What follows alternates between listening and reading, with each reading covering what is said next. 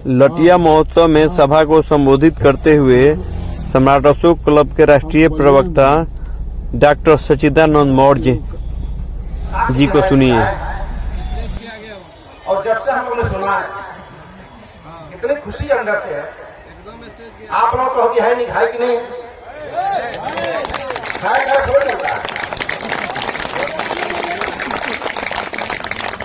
अभी भी पता नहीं चल रहा है, नेपाल आवाज नहीं गई है। आवाज नेपाल जाने के लिए पूछेगा।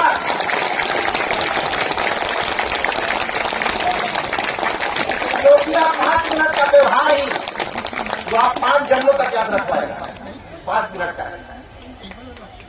तो आज हम लोग खोजते खोजते यहाँ पहुंचे। कहा जाता है कुछ बात है कि हस्ती मिट्टी नहीं हमारी, कुछ बात है कि हस्ती मिट्टी नहीं हमारी, सदियों रहा है दुश्मन दौरे जमा हमारा। कभी गुलिया माई, कभी भीम की छड़ी, तो लौर बाबा गाड़ी में लौर को लाठी। अब यहाँ पे इसका नाम लठियां है। चला हम आओ अभी ठौ और टौ का क्या फर्क है? इसका नाम लठिया महोत्सव भी हो सकता है। 2 आदमी बोली इसका नाम लठिया महोत्सव क्यों हुआ? यानी टौ और ठौ कितना बड़ा अंतर है कि ठौ हो गया तो लाठी और टौ हो गया तो पत्थर। ठौ हो गया तो लाठी, टौ हो गया तो पत्थर। तो इस ठौ को टौ बनाने में 28 साल लगे। क्यों ऐसा हो रहा है? क्योंकि हमारे महासचिव महोदय कहते हैं कि जो इतिहास में है वो संस्कृति में नहीं है, और जो संस्कृति में है वो इतिहास में नहीं है। जो इतिहास में है वो प्रचलन में नहीं है, और जो प्रचलन में है वो इतिहास में नहीं है। जिनका इतिहास नहीं है वो दूसरे के लाश पर कुछ चीजें बनाकर बाइस्कोप में पूरे देश को दिखा रहे हैं। बाइस्कोप देख रहे हैं? बाइस्कोप में दिखाया जा रहा था भगवान बुद्ध की लाश पर चीज खड़ी हो रही थी। कोई बात नहीं, पूरा देश खाली है, अभी लाखों लठियां खाली है। तो इस पे हम लोग इतने दिनों से काम करते करते करते करते आज बड़ी हमारे बीच प्रशासक महोदय आ रहे हैं। मैं चाहता हूं कि आपकी सुरक्षा में, हमारी सुरक्षा में आप लोग खड़े हैं, तो आप लोग के सम्मान में जोरदार ताली होनी चाहिए। उनकी रक्षा का सौभाग्य है।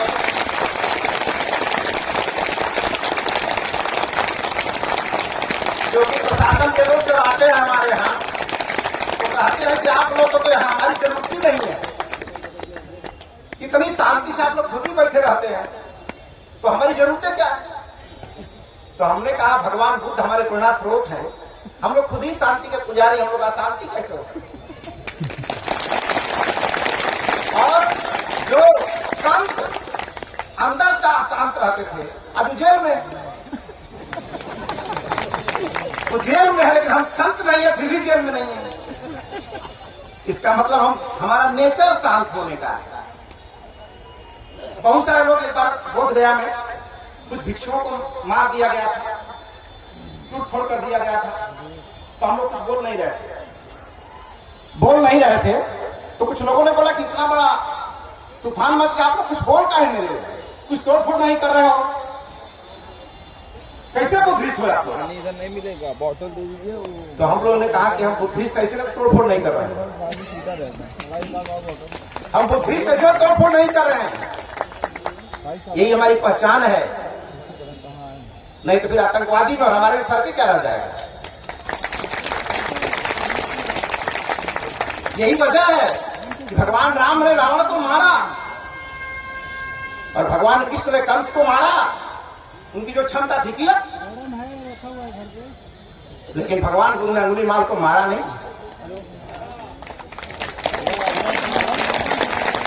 भगवान राम ने रावण को मारा क्योंकि उतनी क्षमता थी मारने की। कृष्ण ने कंस को मारा क्योंकि क्षमता मारने की थी, लेकिन भगवान बुद्ध ने अंगुलीमाल को मारा नहीं, सुधारा। सुधारा तो सोच लो कि मारने वाले से बचाने वाले का नाम क्या होता है। इसीलिए भगवान को दुनिया में चले गए और बाकी मारने वाला यहीं पे रह गया। अब उस चित्र को बाइस्कोप पे दिखाने की कोशिश हो रही है। ठीक है, तब निकलिए। गणतंत्र जब मनाया गया तो कोई नहीं पता चला कि कोई त्योहार है, लेकिन बाइस्कोप देख रहे थे कितना बढ़िया से घर बैठे।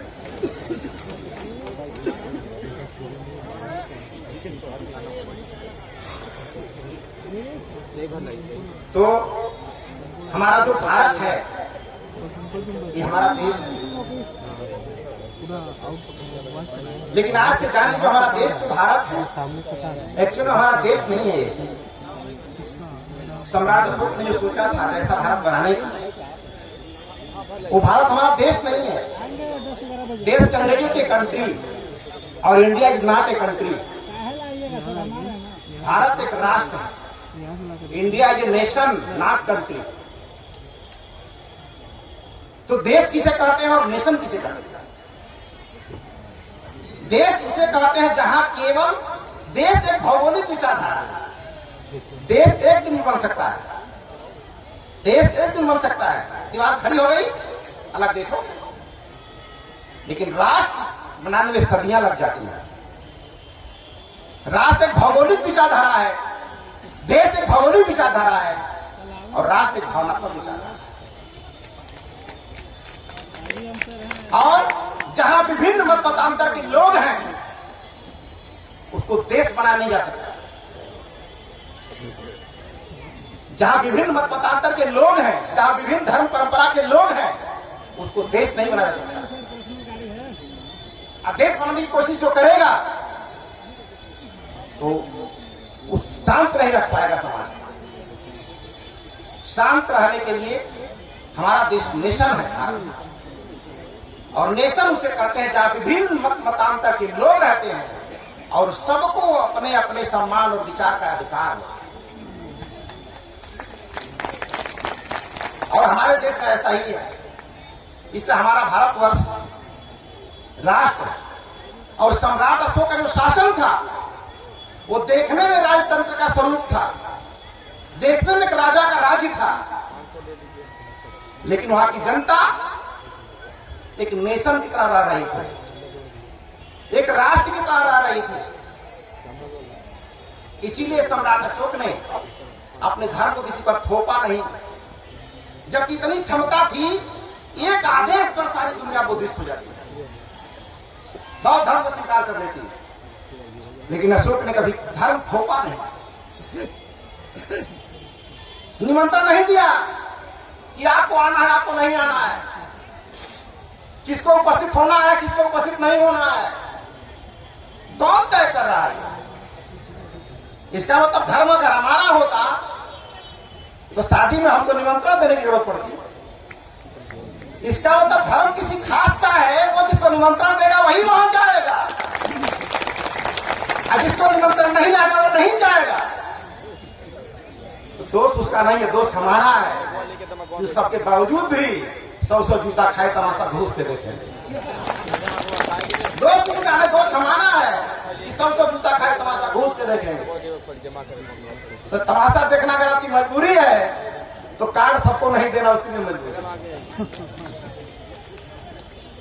इसीलिए समझिए इस बात को कि सम्राट अशोक ने भगवान बुद्ध को माना जरूर, लेकिन थोपा किसी को नहीं। ये बहुत बड़ी बात है। और ऐसा भी नहीं बोला कि भगवान बुद्ध को नहीं मानोगे देश विरोधी हो जाओगे, हमारी वाली मानोगे तो देश का समर्थक रहोगे, नहीं तो नहीं मानोगे तो विरोधी हो जाओगे। ऐसा अशोक ने कभी नहीं कहा। अशोक ने कहा कि कोई भी व्यक्ति जो धर्म है उस व्यक्ति का स्वभाव है। ये कोई नौकरी नहीं है कि भर्ती हो गया आदमी, एक स्वभाव है। आग का स्वभाव क्या है? फुल हो गया, जलना हो जलाना, तो उसका धर्म। सरकार कौन आएगी जाएगी वही रहेगा उसका काम।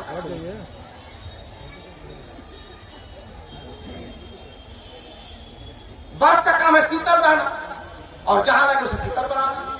अभी उसका स्वभाव है। यही रहेगा।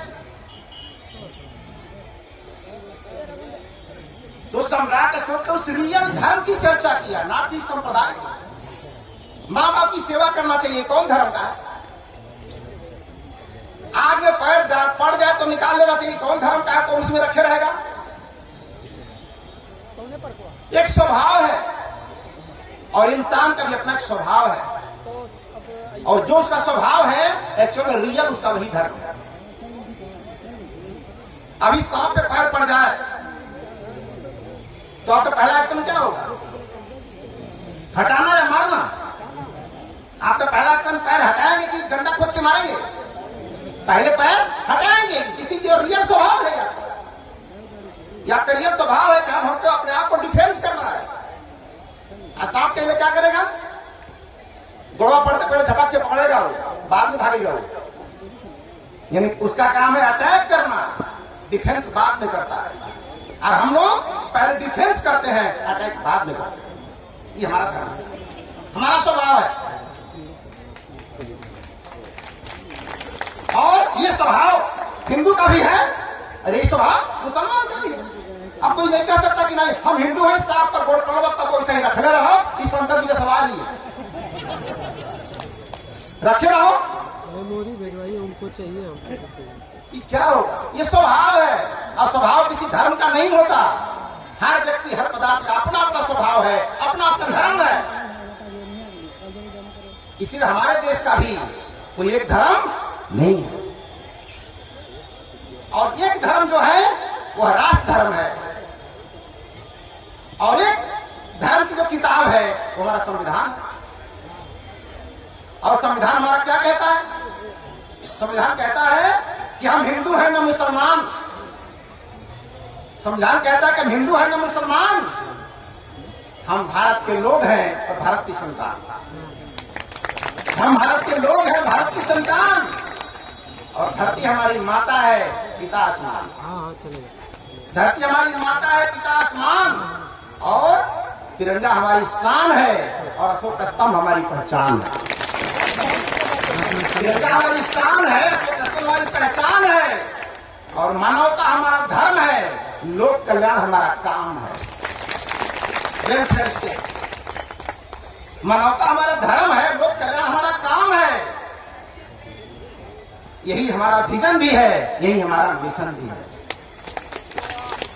और इसी मिशन पर यही हमारी ख्वाहिश भी है, यही हमारा अरमान भी है। तो सम्राट अशोक क्लब इन विषयों पर काम कर रहा है। राष्ट्र बना रहा है, और राष्ट्र में किसी एक विचार को थोपा नहीं जा सकता।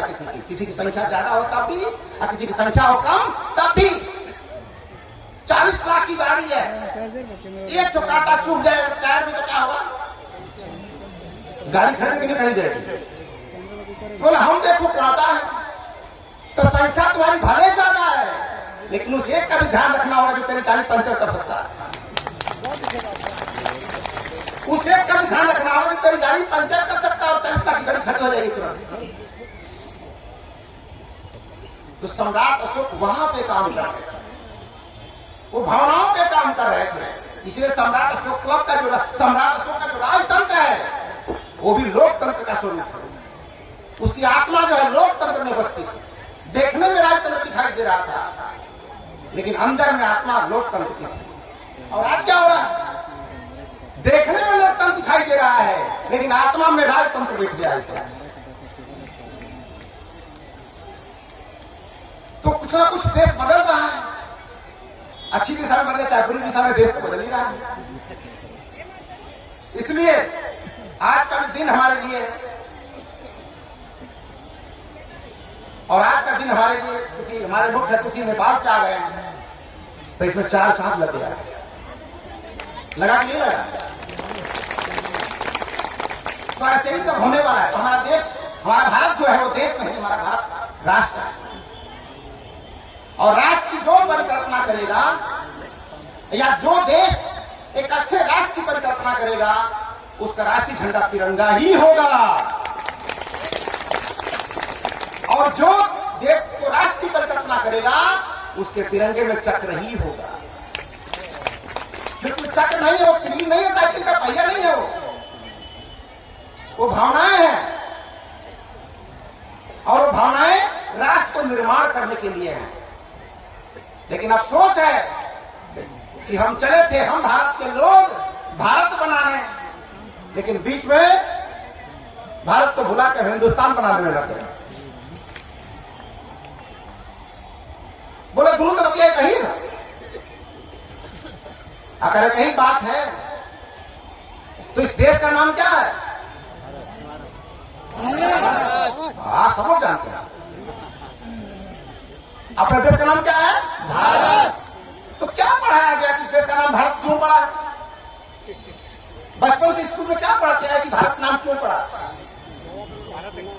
जानते हैं आप लोग ना क्यों पड़ा?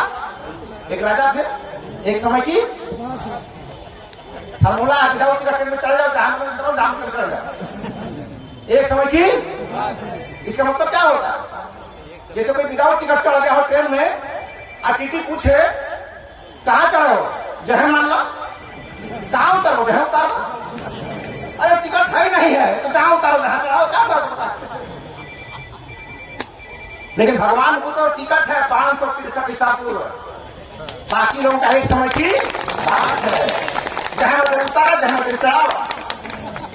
लेकिन यहां तो स्टेशन तय है कि कहां चढ़ना है, कहां चढ़ना है।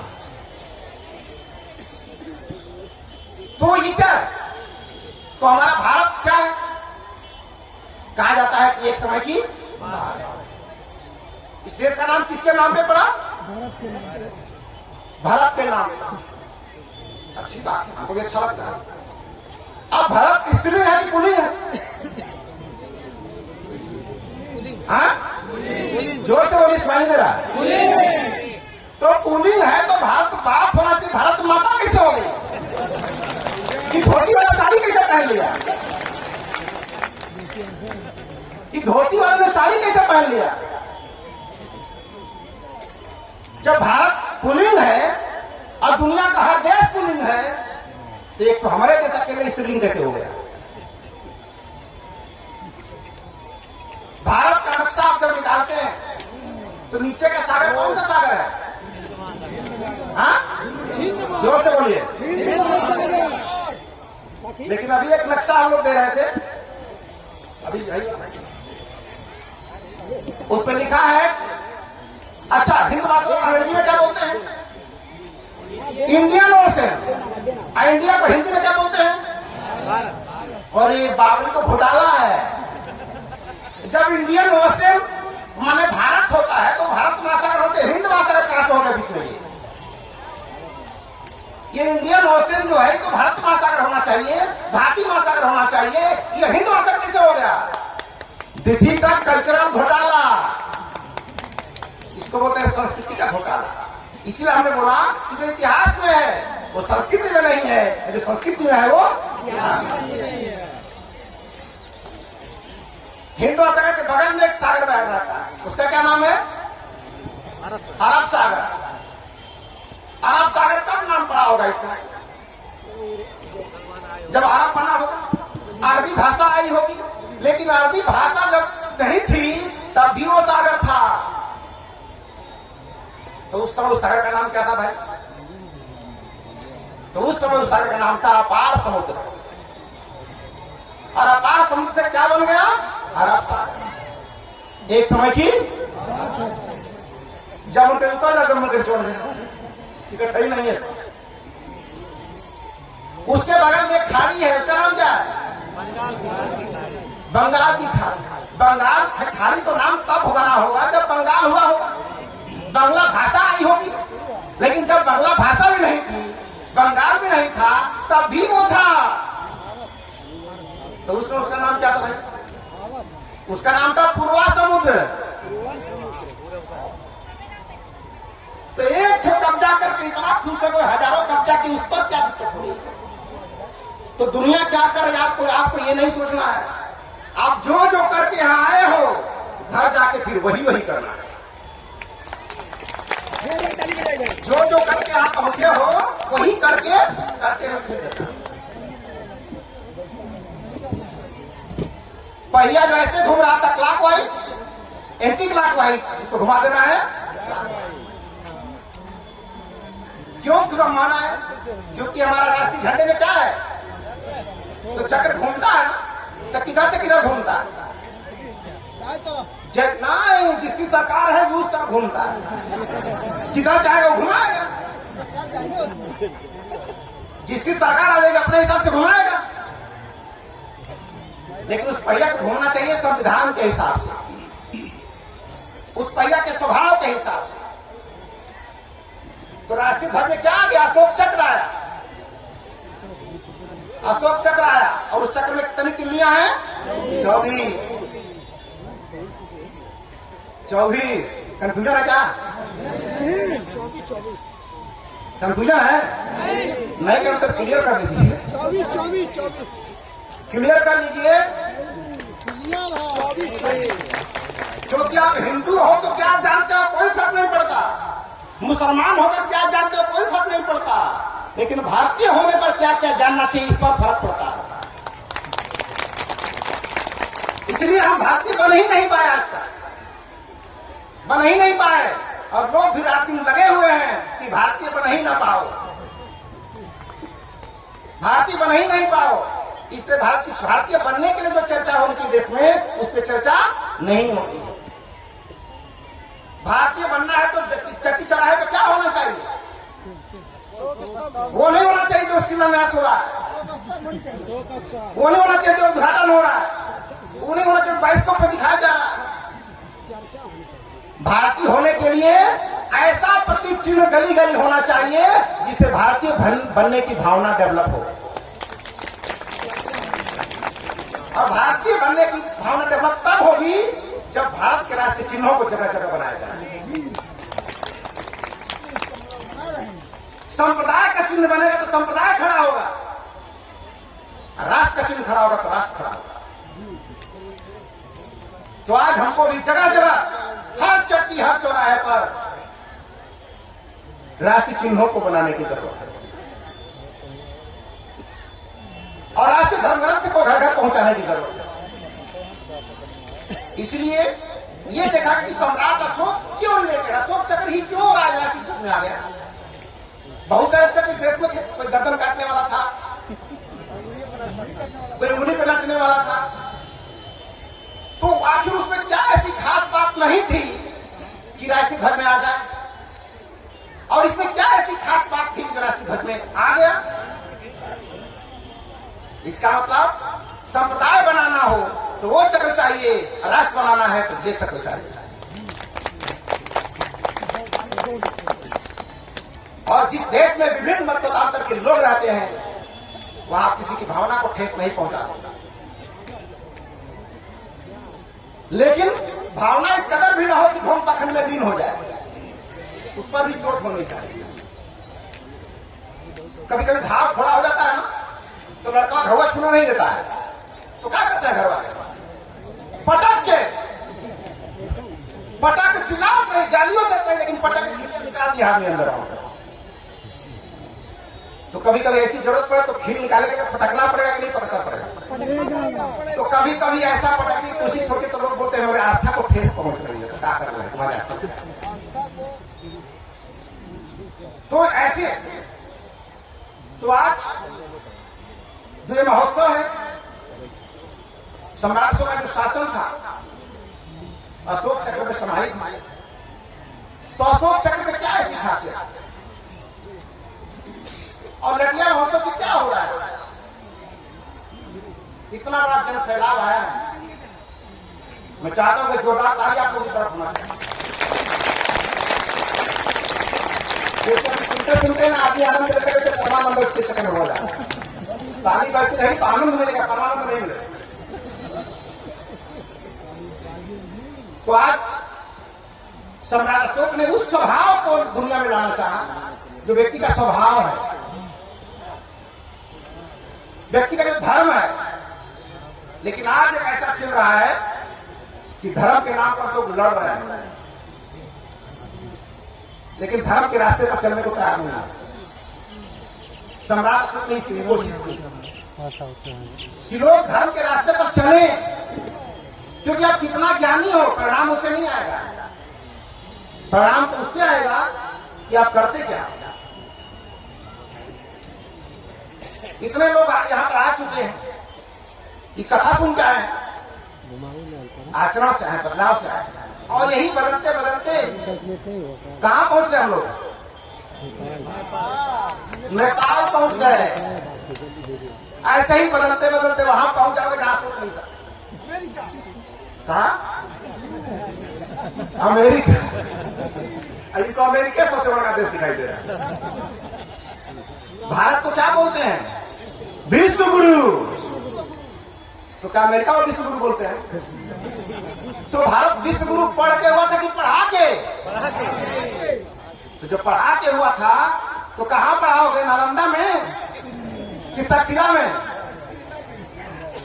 तो आज हमारा बेबाप या कोई बेटा या कोई परिवार तब खुश होता है जब उसका बेटा हार्वर्ड यूनिवर्सिटी में पढ़ता है, कैलिफोर्निया में पढ़ता है। कैसी हमारा बेटा विदेश में पढ़ता है। अब सोचो कि विदेश में पढ़ने पर कितनी खुशी हो रही है। आप पूरा विदेश चला के पढ़ेंगे तो कैसा लगेगा? कैसा लगेगा? तो अमेरिका में कितना दिन पढ़ेंगे तो हम शुरू हो जाएंगे। जितना दिन पढ़ेंगे उतना दिन विश्व चेला हो जाएंगे, विश्व चेला बनेंगे। दुनिया के देशों में जाके पढ़ पढ़ के विश्व चेला बनेंगे, और दुनिया को बुला बुला के पढ़ाओगे तो विश्व गुरु बनेंगे। पहले कहां पढ़ने गया था? इतनी कहां पढ़ने गया था? वेलचंद कहां पढ़ने गया था? आज कहां पढ़ा? आज यहां के लोग बाहर जा रहे पढ़ने। तो हमको सम्राट अशोक का इतिहास है, ये कोई किताबी पढ़ना नहीं है। लेकिन आज तक सम्राट अशोक को जो पढ़ा गया हमारे देश में, वो जनरल नॉलेज की सामग्री समझ में पढ़ा गया। सामान्य ज्ञान परीक्षा में पीसीएस का एग्जाम होगा, आईएएस की परीक्षा होगी, उसमें पूछा जाएगा अशोक के ऊपर, इसलिए हमको याद करना है 70 का उत्तर। तो सम्राट अशोक को अब तक देश में जनरल नॉलेज की सामग्री समझकर पढ़ा गया। ये सोच के पढ़ाई नहीं है क्या कि इस देश की विविधताओं का समाधान है अशोक, इस विभिन्न धर्म संप्रदायों वाले देश का समाधान है अशोक। लेकिन किसी न किसी ने तो पढ़ा होगा पक्का, क्योंकि अगर किसी ने नहीं पढ़ा होता तो राष्ट्रीय ध्वज में चक्र आया कैसे होता?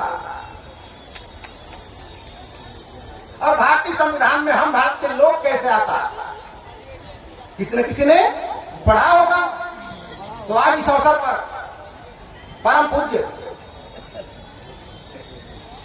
बाबा साहब अम्बेडकर का नमन करता हूं, जिनकी वजह से वो आंख मिली, वो लफ्ज मिला, जिसकी वजह से वो अधिकार मिले, या हम भी खड़ा होकर बोल पा रहे हैं। इसलिए सम्राटों का जो शासन था वो डंडे के दम पर कब तक था? जब तक कलिंग पर विजय नहीं किए थे। तो कलिंग के पहले का शासन क्या था? डंडे के दम पर। और उसके बाद का शासन था ठंडे के दम पर। ठंडा मतलब थाट विचार। तो तलवार से एक भी जीत पाए, जिससे लड़े उसी को जीता। लेकिन विचारों के दम पर जिन्होंने अशोक को देखा नहीं, वो भी उनके सामने से उनको स्वीकार कर लिया। जिसे देखा तक नहीं, उनके सामने सामने वो भी स्वीकार कर लिया उनके सिद्धांत को। तो सम्राट अशोक क्लब उस विचारधाराओं पर देश को चलाना चाहते हैं, और ये हमारी मर्जी नहीं है, इस देश के कानून की मर्जी है, इस देश के संविधान की मर्जी है। इसलिए दो चीजें थी हमारे देश में, दरबार, ज्ञान और निष्ठा। सम्राट अशोक ने क्या रख दिया था? बहुत सारे लोग आरोप लगाते हैं कि अशोक ने तलवार रख दिया तो हम क्या बन गए? कायर बन गए। तो ये बताइए कि अशोक के शासनकाल में देश गुलाम हुआ, उसके बाद बहादुर राज चलाए तब गुलाम हुआ। तो तलवार वाले बहादुर निकल गए, देश गुलाम बना दिए। तो तलवार और ज्ञान दोनों एक पावर है। और तलवार और ज्ञान में जब जब लड़ाई होती है तो हमेशा तलवार हारता है और ज्ञान जीतता है। और पूरी दुनिया आपके पास आएगी तलवार की ताकत से नहीं, ज्ञान की ताकत से। और वो ज्ञान की ताकत की वजह से भारत को क्या बोलते हैं? विश्व गुरु। तलवार की ताकत से नहीं बोलते। हाँ, तलवार की ताकत कब तक अच्छी लगती है? जब तक हम काट रहे होते हैं, मजा आता है। और जब हम कटा गए तो बहुत खराब चीज है। तो अशोक ने इसकी गहराई को समझ लिया पहले से। इसलिए लाखों लोग मारे गए, लाखों लोग काटे गए, तो समझ गए कि इससे दुनिया अपना नहीं बन सकती। इसे कहा जाता है कि दुनिया ने देश जीते हो, मगर हमने तो दिलों को जीता। हमने तो दिलों को जीता है। जो तलवार से जीतने वाला सम्राट होता है और विचारों को जीतने वाला महान होता है। इसलिए सवाल क्या होगा? सम्राट अशोक महान कहा। और ऐसे व्यक्ति का प्रतीक चिन्ह हमारा राष्ट्रीय गौरव बना हुआ है, राष्ट्रीय ध्वज। इस आजादी के बाद जब हम स्वतंत्र हुए, आजादी के बाद हम क्या हो गए? अब बोले तो दोनों तो बतिया कही है। आजाद हो चाहे स्वतंत्र हो।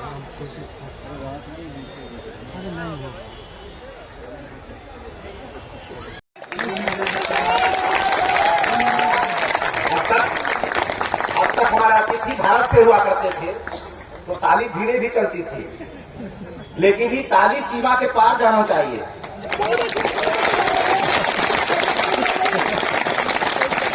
और ताली सीमा के पार ही नहीं, पहाड़ों के पार जाना चाहिए। क्योंकि एक सीमा है सीमा पहाड़ वाली और एक है सीमा है पहाड़ वाली।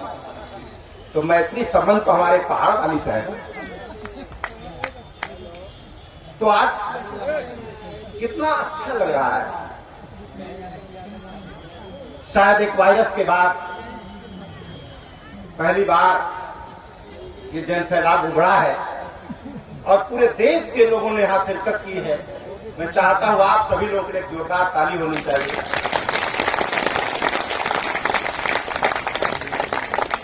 आज हमारे बीच कितना अजीब दृश्य है। का खाएं का पीही का लेके परदेश जाएंगे। कहानी सुनते थे हम लोग, का खाएं का पीही का लेके परदेश जाएंगे। तो परदेश जाने क्या जब से परदेश यहीं आ गया, अब परदेश यहीं आ गया और आने वाले समय में पूरी दुनिया यहां उतरने वाली है। बस ताली के नीचे सो जाइए और जगवा घुमाते रहिए, सब होगा। तो आज हमारे बीच यह 2 फरवरी का जो दिन है, बड़ा ही महत्वपूर्ण दिन है। क्योंकि ये दिन खुशियों का भी दिन है तो दुख का भी दिन है।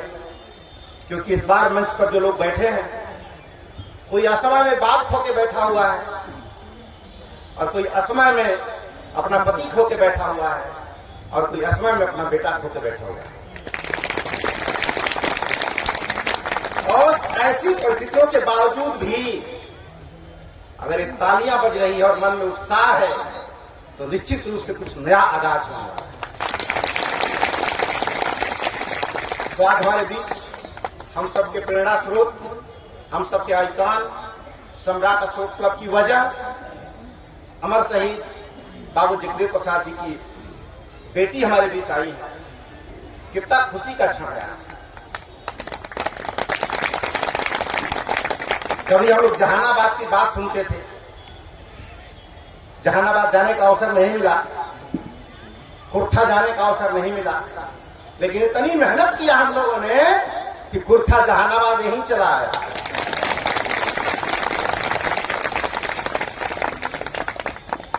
तो हम बहुत शुक्रगुजार हैं अपने बहन मधु सिंह जी का, जो हम लोग के निवेदन को स्वीकार किया और भीषम जी के द्वारा इस जगह पर पहुंचाया गया।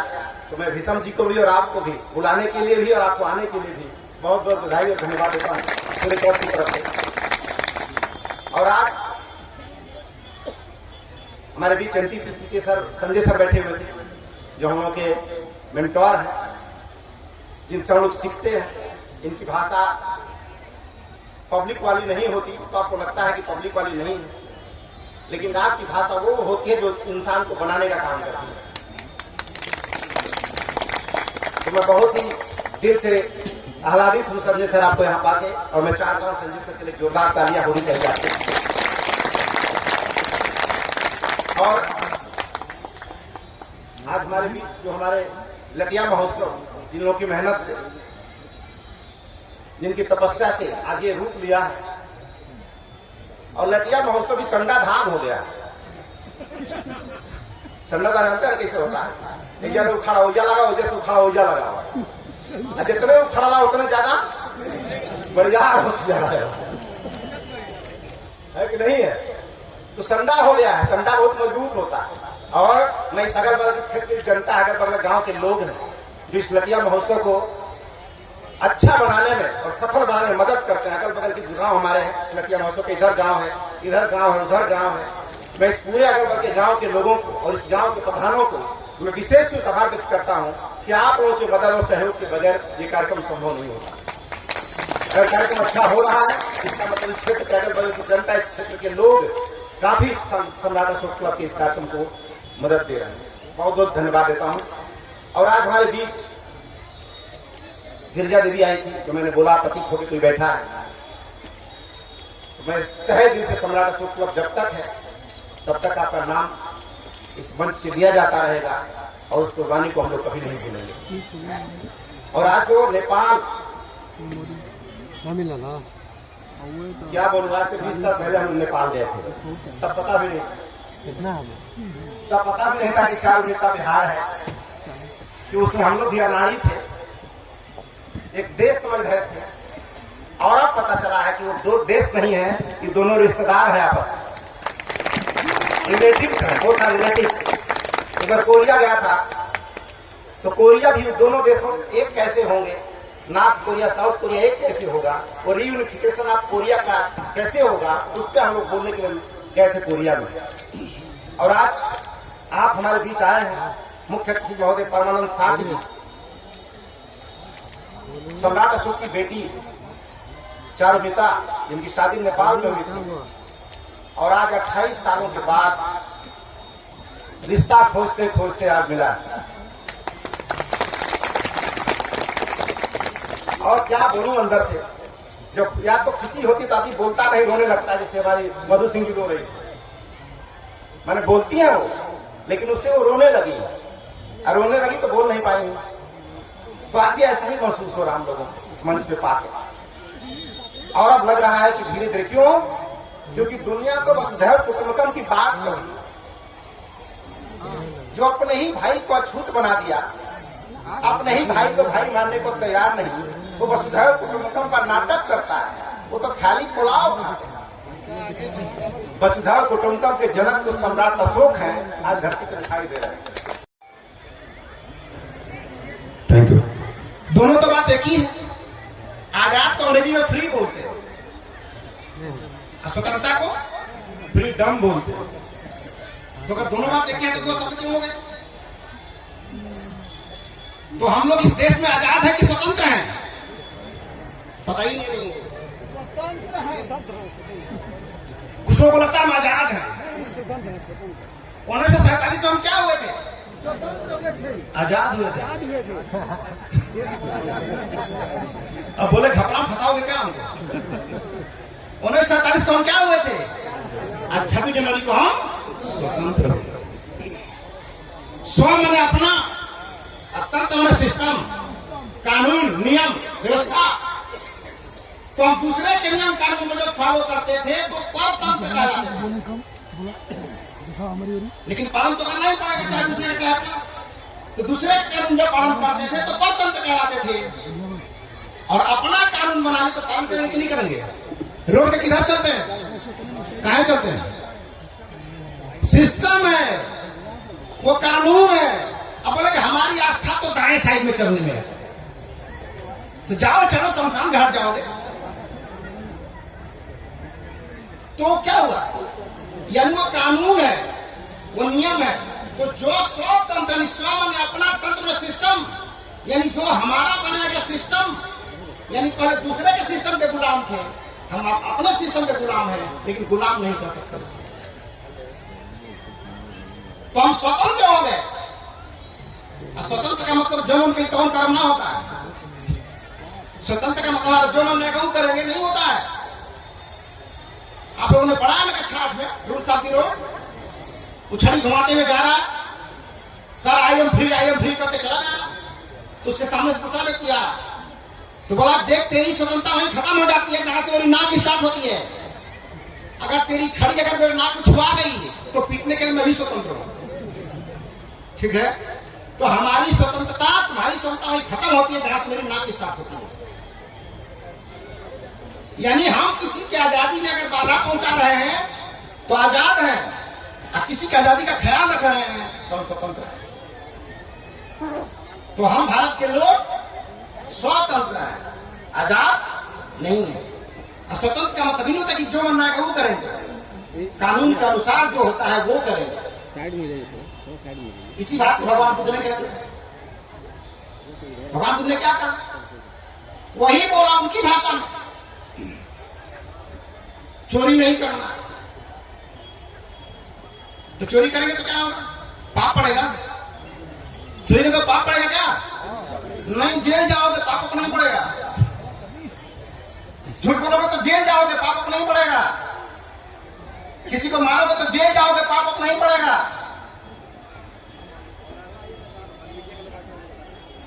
तो हमारा वही उसी तरह का संविधान बन गया। तो हम लोगों ने अशोक चक्र स्वीकार किया राष्ट्रीय ध्वज में। इसका मतलब पहिया नहीं है,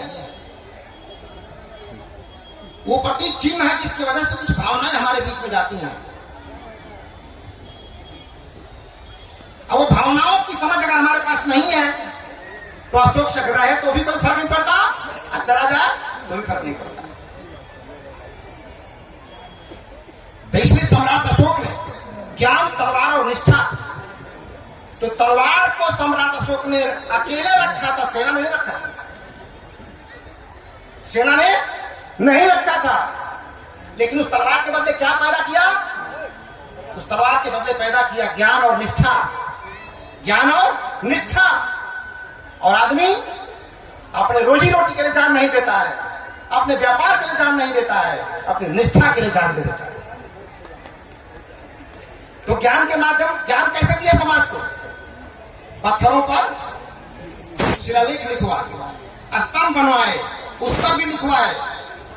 लेकिन बहुत सारे ऐसे स्तंभ अशोक ने बनवाए जिस पे कुछ लेख लिखवा नहीं पाएगा। लेख विहीन स्तंभ था।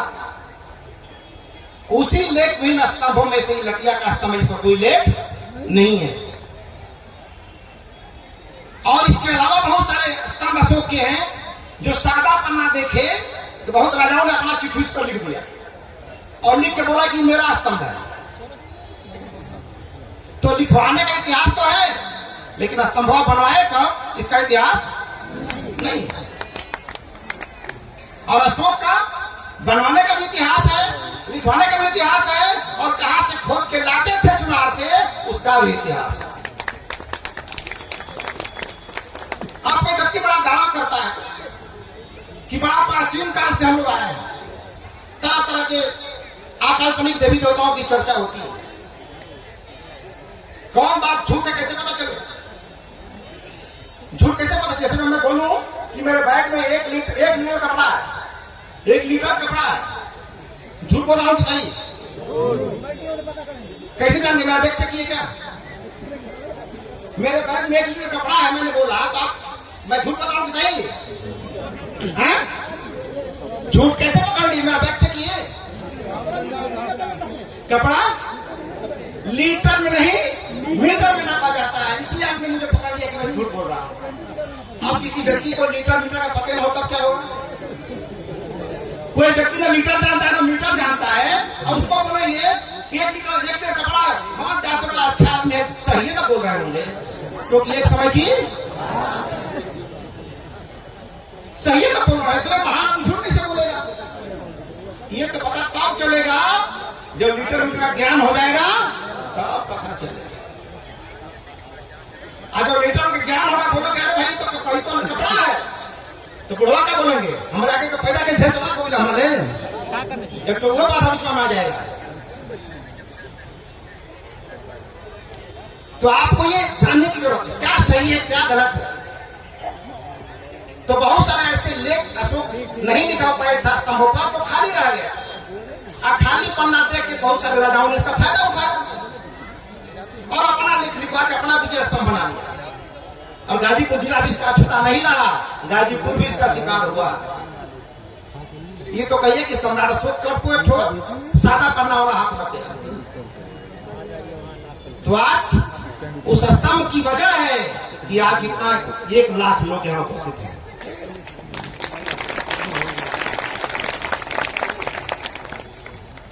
तो इसलिए इस तरह से सारी चीजें देश में चल रही है। अब किस भाषा में लिखवाए, पाली में, प्राकृत में, तमाम अलग अलग भाषाओं में खरोष्टी। अब कोई व्यक्ति अगर आपको कहता है कि हमारा आदमी बहुत प्राचीन है, तो बोला मुझे प्राचीन होने में दुख नहीं है, बताओ कौन भाषा में बोलता था, कौन लिपि में लिखता था। अगर किसी की भाषा भी नहीं है, लिपि भी नहीं है, तो कहानी झूठ है, बड़े समर्थक ज्यादा होंगे।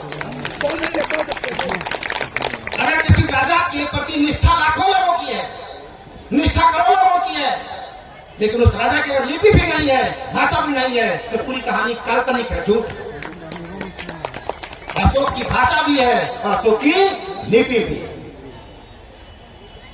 गूंग आदमी आदि मानव में क्या फर्क पड़ता है? आदि मानव तो बोल नहीं पाता था, ही हु करता कोई भाषा नहीं। तो इतने अति प्राचीन वाले लोग हैं, आज यूं बोलते थे क्या भाषा थी उनकी? जिसकी भाषा नहीं, लिपि नहीं है, टाइम में जानो साहब गलत है, क्योंकि वह एक समय की बात है। लांग लागे वो दे ढेर दिन पहले की बात है। तो ढेर दिन पहले वाली जितनी कहानियां हैं, उसको समझ कर आपको ढेर कर देना है। क्या करना है? ढेर कर देना है। ढेर दिन वाले को ढेर कर दीजिए काम खत्म। तो आपको क्या नहीं करना है उस पर ध्यान नहीं देना है, क्या करना है केवल उसी पर ध्यान देना है बस। आपको फूल चाहिए तो केवल फूल की चर्चा करो, कांटे से हमारा लेना देना नहीं है। आपको कैसा समाज बनाना है, आप मैदान के साथ बोलता हूं कि आप झूठ का विरोध मत करो, केवल सच का समर्थन कर दो बस। झूठ का विरोध मत करो, सच का केवल समर्थन करो। असच का समर्थन में जब सब लोग खड़े हो जाएंगे, झूठ ऑटोमेटिक निष्क्रिय हो गया। मेरी बात समझ आई है? सबको समझ आ गई है? ठीक बात, जोरदार ताली बजाइए लास्ट।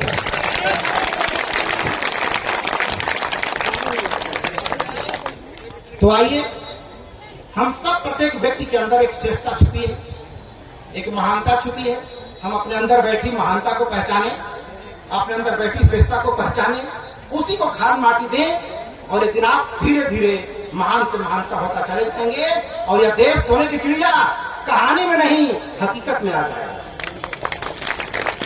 बस क्या झूठ है उससे कोई मतलब नहीं, क्या सच है केवल उससे मतलब। असच भी जान गए तो कहां बोलना है इसकी भी समझ होनी चाहिए। आई लव यू सच है, लेकिन किसी को बोल देंगे मार्केट में तो क्या होगा? जूते खाओगे। किसी को मार्केट में बोल दो आई लव यू तो जूता खाओगे ना, लेकिन सही जगह पर बोल दोगे तो पूरा घर छोड़ के आपका घर भाग जाएगा। सही जगह बोलोगे तो सच महत्वपूर्ण नहीं है, कब कहां कैसे बोलना है ये महत्वपूर्ण है। अगर ये आ गई तो देश तुम्हारा। बहुत बहुत धन्यवाद, थैंक यू।